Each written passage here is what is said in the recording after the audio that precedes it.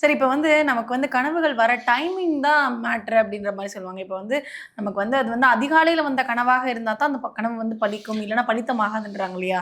அது உண்மதானா சார்? அதெல்லாம் ஒரு காலத்துல பிரம்ம முகூர்த்தத்துல எந்திரிச்சிருந்தவனுக்கு இதெல்லாம் நீங்க சொல்றது கரெக்ட். இந்த வாக்கிய பஞ்சாங்க தான். இவங்க அதெல்லாம் 4:30 மணிக்கு எந்திரிக்கிறவங்க ஃபாலோ பண்ற ரூல்ஸ். 3 to 4:30ங்கிறது பிரம்ம முகூர்த்த நேரம். அந்த 4:30 to 6 அந்த நேரத்துல வர்ற கனவுகளுக்கு பலிதம் அதிகம்னு சொல்லுவாங்க. இப்ப நம்ம சராசரியா படுத்துக்கிறதே 1 மணிக்கு தான்.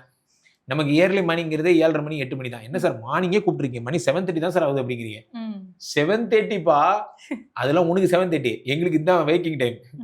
ஸோ அப்போ என்னன்னா டைமுக்கு ஏற்ற மாதிரி நீங்க இதையும் புரிஞ்சுக்கணும். நீங்க லேட் நைட்ல தூங்கி டிஸ்டர்ப் பண்ணா வர்ற கனவுகளுக்கெல்லாம் அர்த்தம் கேட்கக்கூடாது.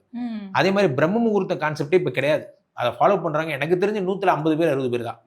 அது ரெகுலரா டயட்டா கரெக்டா அந்த டைம் 10 மணிக்கு படுத்துட்டு காலைல 6 மணிக்கு டிங் டாங்னு எந்திரிக்கிறவங்கலாம் ரொம்ப கஷ்டம். நம்ம ஆவரேஜா உங்க வீட்டில் நீங்க டிஃபன் சாப்பிட்டாலே மணி 10:30 11ன்னு அர்த்தம். படுத்தீங்கன்னா 12:30 1ன்னு அர்த்தம். காலைல எந்திரிச்சு வேலையை பார்க்குறோம். ஸ்லீப்லெஸ் தான் இன்னைக்கு சென்னையோட ஃபேஷனே. ஸோ நீங்க 3 to 4:30 போனீங்கன்னா பிரியாணி சாப்பிட்டு இருப்பாங்க சென்னையில.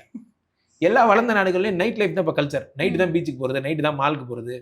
இன்னும் இந்த லூலு மால் என்னமோ சொல்றாங்களே அதெல்லாம் ரைட் டைம் தான் ஒர்க்கே ஆக போகுது.